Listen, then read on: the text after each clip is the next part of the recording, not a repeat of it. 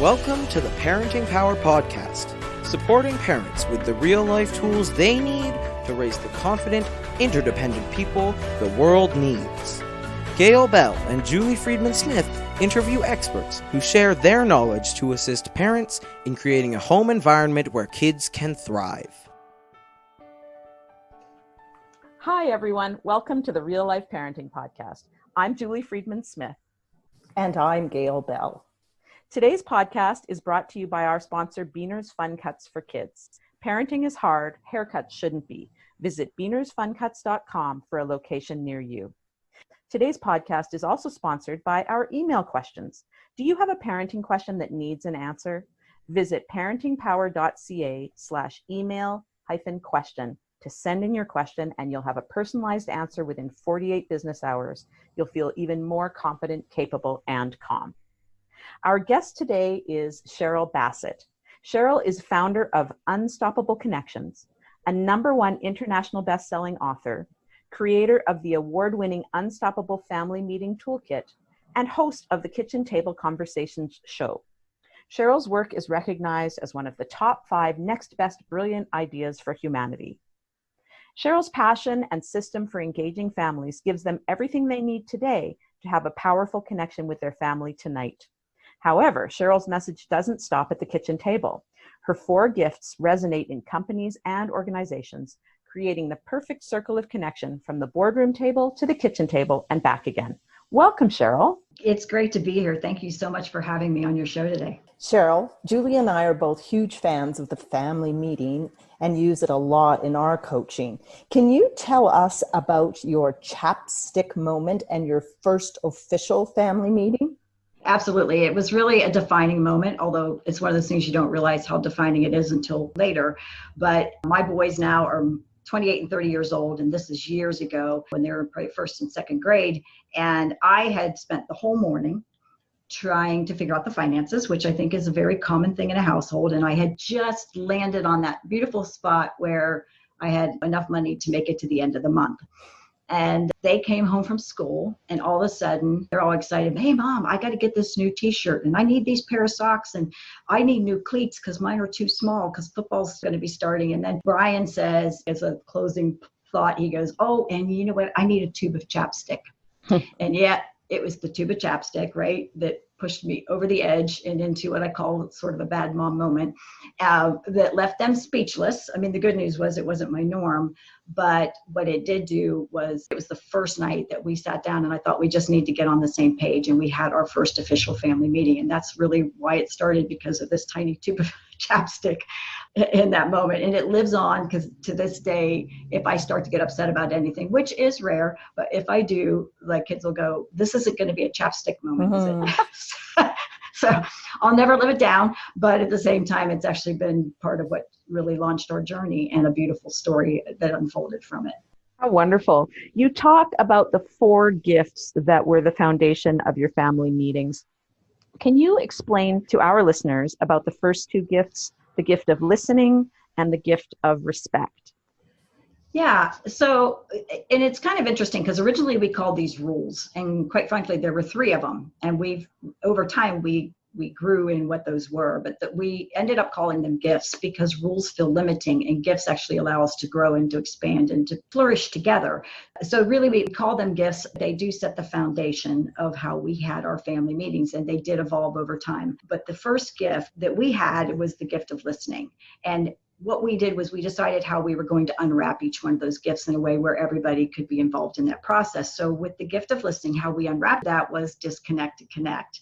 And obviously, it's not uncommon to go out to a restaurant. Well, it actually is uncommon to go to a restaurant right now, but normally it was to go to a restaurant or out and see a family sitting down and everybody has their technology out, and yet it was supposed to be their time to spend together. And it's not that technology's bad, because obviously we did amazing things sometimes in our meetings with technology.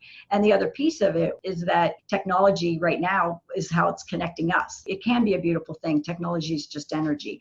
But there should be, especially with your family, this time, this place, this space where the person sitting in front of you, your family, who you would absolutely say is the most important thing in your life, should be more important than that piece of technology. And while it's not always easy to put it away, I would say it's actually, at least it seems like it's been harder for the adults to do that than the kids sometimes. Because the adults would say, well, if I get a call, it's important. I have to take it, right? So we've got to set the example, and it's not forever. It's like for the first half hour of our meeting, we just put it away. And it was about us in that focus and really being present in that moment. So that was really our first. And while it seems so simplistic, we live in a world where that doesn't happen a lot anymore. So we definitely incorporated that into, and this was even years ago, it was more about the TV distractions and the computer distractions. And now cell phones are ever present, obviously, even more so than they were then. Mm-hmm. Yes, Julie and I encourage parents to be very aware of their use of phones. As we know, the research now refers to it as technoference.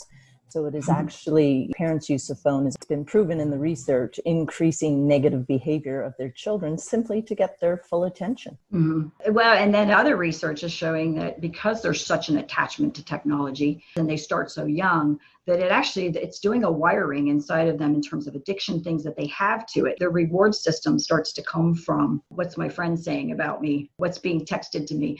And it actually has taken them away from real life relationships and brought them into the space of so when they actually do have a challenge in their life as they get older, their phone's not going to be there for them. So those relationships and having that relationship with your children to show them what real relationships look like and how that can happen is really insanely important too. Definitely. Tell us a little bit more about the gift of respect. The gift of respect is the one that's just flat out fun to do in a way, and yet it's so deep in its meaning. But the gift of respect, and how we unwrap that is really what makes it fun. We do it, if everybody would think back to when they were a child and you had the little yellow rubber duck, right, that you would put in the bathtub with you. I think most of us have had that, at least that awareness around the little yellow rubber duck. Yep. Well, we actually put those out on the table. Everybody gets a duck. And I do this even in companies. Everybody gets a duck, sits out there. And the whole point is that the duck is the idea. So how we unwrap this is we say, don't quack the duck. So if somebody has an idea and the duck represents an idea, they can compliment it, build on it, ask questions about it, seek to understand it. But what they cannot do is immediately quack that duck. Everybody's ideas deserve to be heard and valued. And here's the thing is that, so if I were to look at my two sons, my oldest son's very practical.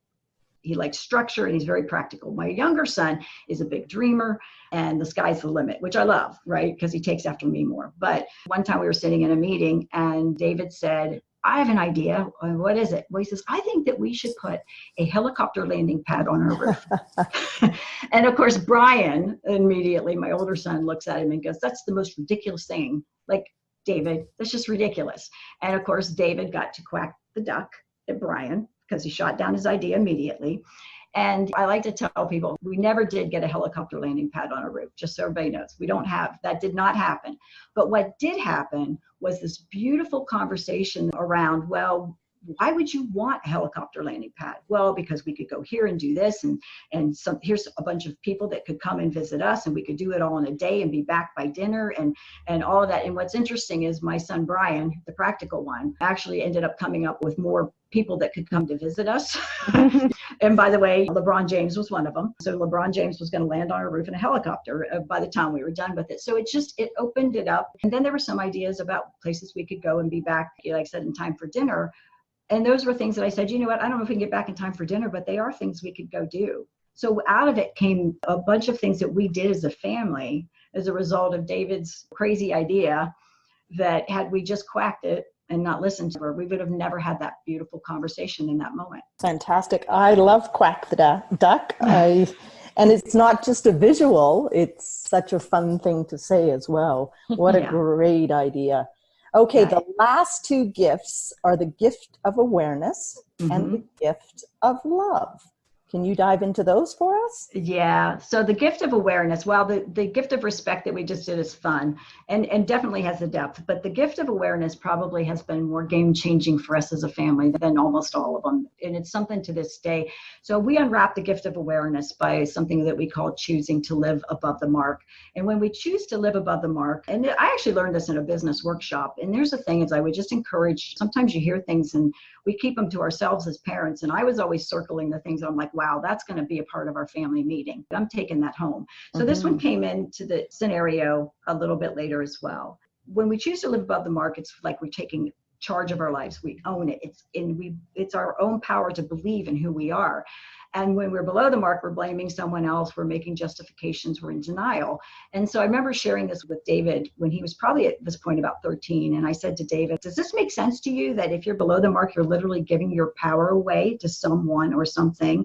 And only when you would step up above the mark and say, this is my life, I'm responsible for it, would you actually be able to make a change? And his response literally blew me away. He says, oh, Mom, I totally get it. So what you're saying is, like last night, when we lost our baseball game, we all just sat around and blamed the umpire, but we never looked at ourselves. So tomorrow night, we're not going to play any better as a team than we did last night. And I was, wow, okay. And so, but the good news is this, your kids will get this, right? And the bad news is that your kids will get this because all of a sudden, yeah, I've had my kids say to me, gee, sounds a little below the mark, Mom. You know, when I'm telling them why I haven't worked out or why I'm not eating as healthy or whatever it is, and I'm making all my excuses, right? Because, and sometimes there's an awareness that, yes, I am below the mark. And you know what? I know I am. And I know as long as I am, because I'm not ready to make a change, that I can't actually make that change. And so sometimes the conversations were even about where we were in that process of recognizing that we're down here and we're just not ready to step up and take that ownership. But that's real authentic connection can really happen. And as parents, I always say, you don't know you're wearing a superhero cape, but you are, and they're always watching. Definitely they are. And all of these things feel like you're learning as much from your kids as your kids are learning from you. And kids really have the ability to teach us so many things, don't they? Oh my God. Thank you for saying that, because honestly, when I sat down at our first official family meeting, I thought I was going to sit down and impart all my wisdom onto my children and straighten them out. Right.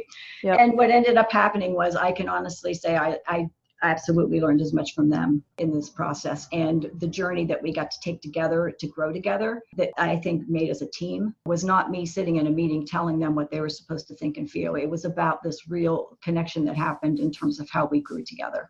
That's just awesome. And it takes such little time, doesn't it, Cheryl? Yes, it really does. And our thing was Sunday nights, 7:00. That was it. It was sacred. And yes, my older son would roll his eyes like, oh God, here we go, it's meeting time again, you know? And I would just be like, that's fine. Go ahead and roll your eyes. And when you're done, get your butt to the table because we're going to have a family meeting. But it takes the parents understanding that value of what's going to come out of it, because it became less about that hour we spent and more about how it was we showed up in the world individually and together. That's right. And if you do it consistently, it's not an option, so to speak. And Cheryl, my kids are both teenagers now, and we had some eye rolls, but also my son, once we used to go over our schedules as well, so everybody knew what was expected. That's how we started with our schedules first. And my son would bring a little piece of paper, ripped corner that he was going to write his schedule down on, just to try to get me going, right? But then I go to his room later and he had his full schedule filled out, all organized. If I'm not mistaken, Gail, there was also some discussion about a helicopter pad on the roof of your house at one point in your kids' lives. Actually, there was, which is so interesting. That is interesting. I guess it's every child's dreaming we didn't know it. Yeah, exactly. Okay, let's dive into the last one, the gift of love. Yeah, so this one is one that we added in a little bit later. And it actually evolved because one of the things that we shared was we had our favorite quote at every family meeting, because we had a whole agenda and we did talk about what we're thankful for, random acts of kindness, setting goals, SMART goals. We had make a habit, break a habit, all kinds of things that we had weaved into this family agenda that got created. But one of the things that we talked about was the quote, and we had so many amazing discussions around it. But one of the quote that kind of launched into this, the gift of love, was when you judge someone, you don't define them, you define yourself as someone who's judgmental. And the beautiful conversation we had, and we started talking about, we haven't lived in someone else's shoes. So we unwrap the gift of love by choosing to celebrate ourselves and others. And really it's about the fact that the beauty in the world comes from the fact that we're all unique, we're all different. And that's really where the strength of a team comes from. How do we all get to contribute into that process? And when we can step back from the judgment, because somebody might do it a little bit differently or look a little bit differently, and just recognize that we all want to go from A to Z. How we get there, if we've agreed that A is where our start point and Z is where we want to land, and we all have a heartbeat around what Z looks like, we can do a benefit of the doubt relationship that weaves through that, and each person gets to become the best version of who they are in that process. And so when we can love ourselves, obviously we all know what that looks like, right? In terms of if we don't love ourselves, it's how do we go out and love other people? So it starts with, first of all, to err is human, to forgive is divine, ... especially ourselves. And we talked about you can never grow through guilt, only through awareness. Just beautiful weaving conversations that allowed us to really say, you know what, I like who I am. And as a result of that, I can look at other people and appreciate what makes them unique and special at the same time.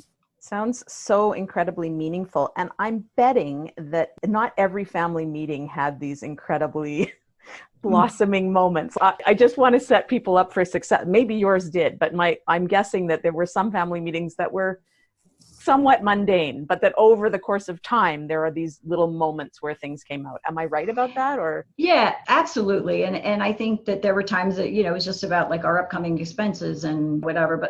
And I'll give you an example real quick. So like going back to the random acts of kindness, and here's what ended up happening. You're right. Not every meeting, some meetings were tough, right? Like we had a tough topic, right? And that's when we had to use the gift of awareness and stepping above the mark, because we had to say how we got to be a part of the solution, because we're never going to solve a problem in the energy of the problem. We can only solve it in the energy of the solution. So we had conversations about how do we get to own our piece. But one day David came home from school, and he comes running in the door and he says, if we leave right now, we can go do a random act of kindness. Now, we hadn't had a random act of kindness at our family meeting mentioned for a couple of weeks. But what happens is, because you're just touching point on it, all of a sudden it starts to become part of your awareness. You start to see them happen, or it's just because there's a consistency in that conversation. And we didn't have one every meeting, but that particular one was, he overheard one of his friends having to walk home in the heat with all his football gear because his mom got stuck at the airport. He knew where he lived, so we were able to go find him, pick him up, and give him a ride the rest of the way home. Oh, awesome. Yeah, so just that awareness that it creates. And so, yeah, not every meeting was blossoming and fun. And of course, it's just easier to remember the fun pieces out of it. But to this day, that connection I have with my kids, when they do have anything to talk about, they know that they can come and we can have that conversation. It creates the foundation for life. And I actually believe for the next generation as well. Oh, definitely. And it's nice to see that you are at a point now with your kids being older where you really can see that having come full circle, which is pretty incredible. So you've shared so many gifts that have come directly out of your family. We always love to ask our guests to share a real life parenting tool. I'm wondering if you have any other special little tools that worked well in your family that you'd care to share. Yeah, okay. This is fun. So I think I mentioned on one of our agenda things that we had make a habit and break a habit. So each month we would each pick a habit that we wanted to make and break. And a lot of times they were related. So I'm going to drink more water, but I'm going to drink less of something that's not good for me or whatever. But we also had something called the silly rule. And the silly rule was that we give something 100% for 30 days. But at the end of those 30 days, we get to say, you know what, this doesn't work for me. And this is the silliest thing I've ever done, and I can quit.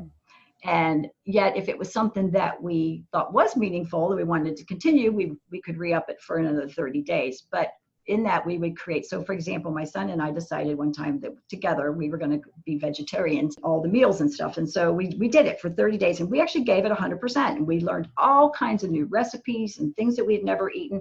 I realized that I still don't like tofu, no matter how you dress it up. But we did try a bunch of new things. But at the end of 30 days, we both decided there were things that we missed. We checked off the silly rule and said, that was a wonderful experience, but it's probably not for me. So it's just a way to sort of take a bite. Like we say, how do you eat an elephant, one silly rule at a time. And it's just a way to try something new, give it 100% for 30 days. And at the end of 30 days, you can quit. And it's a way to just try all kinds of new things as a family together. Love it. Love it. There's so many real life tools that our listeners can learn from this. We thank you so much, Cheryl, for sharing all this information. Can you let our listeners know how to find out more about you? what's the best way for them to find you? The main website is unstoppableconnections.com. And there is an S on that, so unstoppableconnections.com. And right on the front page, there is a mini book that they can download easily. It's free.